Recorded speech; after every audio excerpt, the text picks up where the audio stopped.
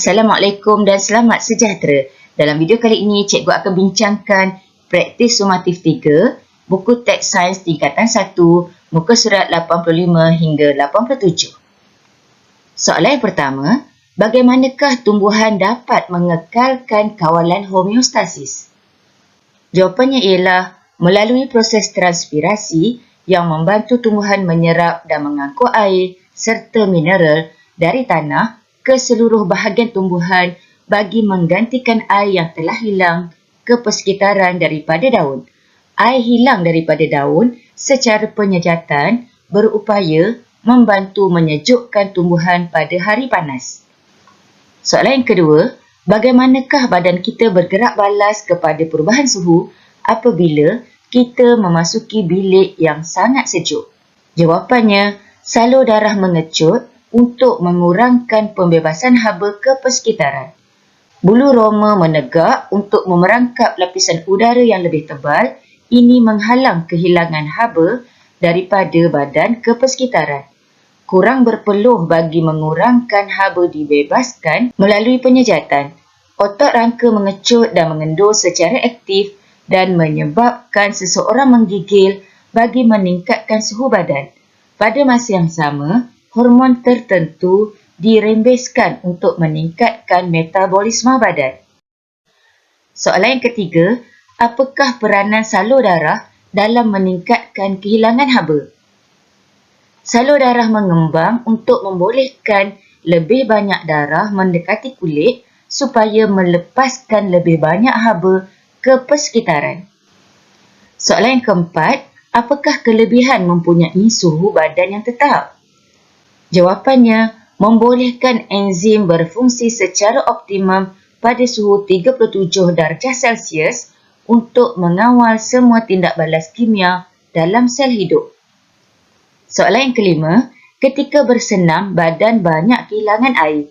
Mengapakah seseorang yang bersenam perlu minum air sebelum dia berasa dahaga? Badan banyak kehilangan air apabila berpeluh. Oleh itu, kita perlu minum air untuk menggantikan air yang telah hilang melalui penyejatan ketika berpeluh. Soalan yang keenam, mengapakah muka kita kelihatan merah selepas melakukan senaman kecergasan dan kelihatan pucat apabila berasa sejuk? Selepas melakukan senaman cergas, suhu badan kita menaik. Salur darah mengembang untuk membolehkan lebih banyak darah mendekati kulit supaya melepaskan tenaga haba. Oleh itu, muka kelihatan merah. Sebaliknya, suhu badan kita menurun apabila sejuk. Salur darah mengecut untuk membolehkan lebih banyak darah menjauhi kulit supaya mengurangkan pelepasan tenaga haba. Soalan yang ketujuh, graf dalam rajah 1 menunjukkan kuantiti peluh dan air kencing berubah dengan suhu. Okey, pelajar boleh lihat pada rajah 1 ini adalah graf suhu luar badan pada paksi X dan paksi wakula ialah kuantiti air kencing atau hasil peluh. Soalan A, apakah yang berlaku kepada kuantiti peluh apabila suhu bertambah? Terangkan sebab hal ini berlaku. Kuantiti peluh bertambah, hal ini berlaku untuk mencegah suhu darah daripada meningkat. Air peluh yang dirembes oleh kelenjar peluh dapat menyerap haba pendam yang tinggi dan terbebas ke persekitaran apabila air peluh menyejat. Penyejatan ini menyebabkan suhu badan menurun dan kembali ke aras normal.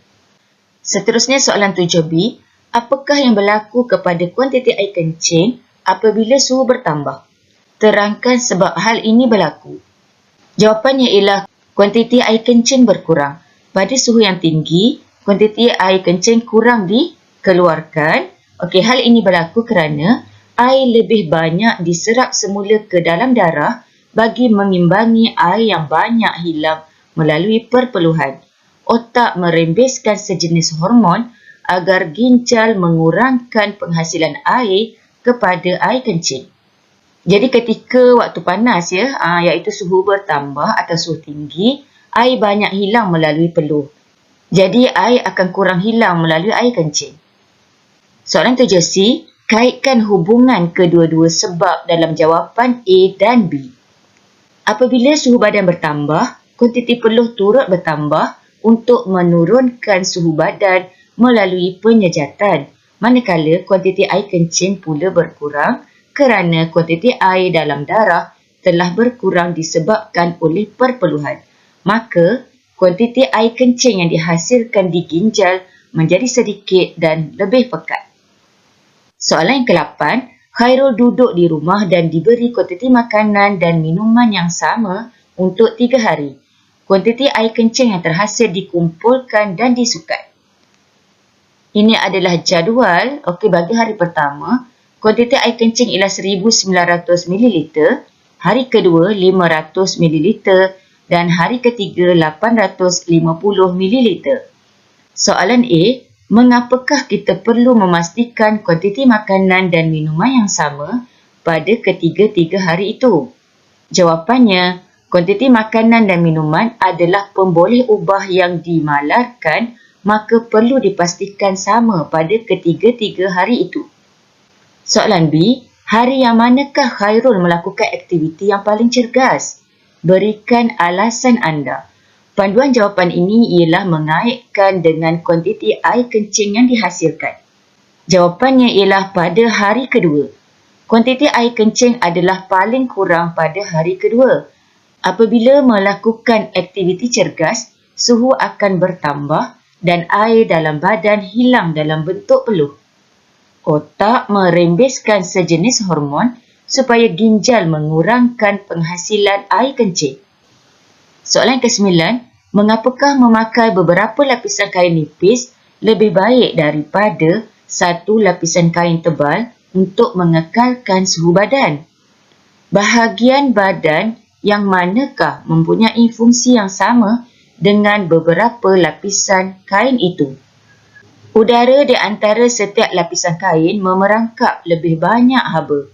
Bulu roma yang menegak berfungsi sama dengan beberapa lapisan kain nipis ini, iaitu memerangkap haba. Soalan yang ke-10, pernyataan di bawah menunjukkan satu hipotesis. Tumbuhan mengawal atur kandungan air melalui stoma. Reka cipta satu eksperimen untuk membuktikan hipotesis di atas. Bagaimana hal ini berlaku? Jadi pelajar kena buat laporan yang mengandungi yang pertama, pernyataan masalah, kedua, hipotesis, ketiga, tujuan eksperimen, keempat, pemboleh ubah, kelima, bahan dan radas, keenam, prosedur dan ketujuh, penjadualan data. Bermula dengan pernyataan masalah, adakah stoma mengawal atur kandungan air dalam tumbuhan? Hipotesis, tumbuhan mengawal atur kandungan air melalui stoma.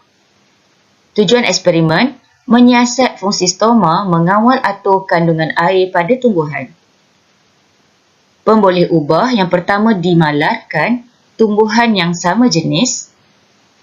Pemboleh ubah dimanipulasi, pokok yang daunnya disapu dengan Vaseline dan pokok yang daunnya tidak disapu dengan Vaseline. Pemboleh ubah bergerak balas, layu atau tidak layu. Bahan dan radas, 2 pokok dalam pasu dan Vaseline.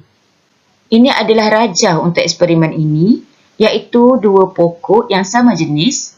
Pokok A disapu Vaseline dan pokok B tanpa disapu Vaseline. Prosedur eksperimen, yang pertama, ambil 2 pokok dalam pasu yang sama. Yang kedua, daun bagi pokok A disapu Vaseline, manakala daun bagi pokok B dibiarkan seperti biasa. Yang ketiga, kedua-dua pokok kemudiannya dibiarkan selama 2 hari di bawah cahaya matahari. Yang keempat, rekodkan pemerhatian ke atas keadaan pokok selama 2 hari. Yang terakhir ialah penjadualan data. Pelajar kena buat jadual seperti ini. Yang ini ialah pokok disapu Vaseline. Pokok yang pertama ialah ya, yang kedua tidak. Dan di sini pelajar akan catatkan sama ada pokok yang disapu Vaseline itu layu atau tidak. Begitu juga dengan pokok yang tidak disapu Vaseline, hasilnya layu ataupun tidak. Seterusnya kita lihat cabaran selanjutnya. Soalan ke-11, pernyataan di bawah menunjukkan fungsi kulit. Kulit merupakan organ perkumuhan, organ perlindungan kepada organ-organ lain dan organ yang mengawal atur suhu badan. Pada pendapat anda, adakah pernyataan itu benar? Berikan alasan anda. Pernyataan itu benar. Sebagai organ perkumuhan, kulit mengeluarkan peluh. Sebagai organ perlindungan, kulit melindungi jantung, ginjal dan organ-organ lain dalam badan. Sebagai organ yang mengawal atur suhu badan, kulit mempunyai bulu roma, salur darah, kelenjar peluh yang terlibat dalam kawal atur suhu badan. Soalan yang ke-12, pernyataan di bawah menunjukkan satu hipotesis. Air kencing yang dihasilkan adalah banyak apabila kita banyak meminum air berbanding dengan air kencing yang dihasilkan apabila kita kurang meminum air. Reka cipta satu eksperimen untuk membuktikan hipotesis di atas. Terangkan sebab hal ini berlaku. Jadi laporan itu mestilah mengandungi pernyataan masalah, hipotesis, tujuan eksperimen, pemboleh ubah, bahan dan radas, prosedur dan penjadualan data. Jom kita lihat jawapannya. Bermula dengan pernyataan masalah. Adakah penghasilan air kencing adalah banyak apabila meminum banyak air? Hipotesis, penghasilan air kencing lebih banyak apabila meminum banyak air berbanding dengan meminum kurang air. Tujuan eksperimen, menyiasat penghasilan air kencing apabila meminum banyak air atau kurang air. Pemboleh ubah yang pertama dimalarkan suhu sekitar yang sama dan murid yang sama. Dimanipulasikan kuantiti minuman yang berbeza untuk satu hari. Dan pemboleh ubah bergerak balas, kuantiti air kencingnya yang terhasil dikumpulkan dan disukat. Bahan dan radas, air dan silinder penyukat. Prosedur eksperimen, yang pertama, seorang murid diberi kuantiti minuman yang berbeza selama sehari. Yang kedua, kumpulkan dan catatkan kuantiti air kencing yang dihasilkan. Berikut adalah penjadualan data. Okey, yang ini ialah kuantiti minuman dalam mililiter. Sebelah kanan ini ialah kuantiti air kencing juga dalam unit mililiter. Kuantiti minuman yang pertama ialah 1,500 mililiter. Okey, yang kedua 2,500 mililiter. Yang ketiga 3,500 mililiter. Bagi kuantiti minuman yang berbeza, kuantiti air kencingnya yang terhasil ini akan dikumpulkan dan disukat. Cikgu harap semua pelajar telah pun faham praktis sumatif 3. Teruskan belajar.